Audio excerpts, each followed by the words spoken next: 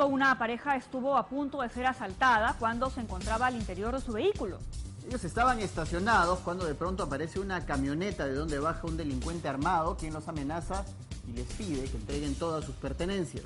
El joven asustado se baja del vehículo, pero en ese momento suena la alarma del edificio. Parece que alguien se había dado cuenta de lo que estaba pasando y accionó este mecanismo que hizo huir a los delincuentes.